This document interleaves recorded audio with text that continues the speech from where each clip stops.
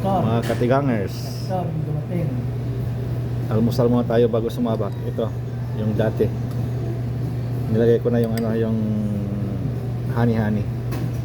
Ito yung ano, kinuha ko kasi yung feeling niya ay ano, buo, hindi yung na puree. Ayan.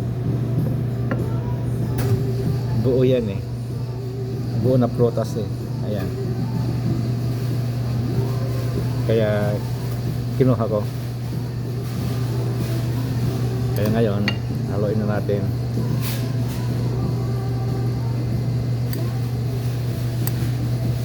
Masyadong marami yata nakuha ko ah.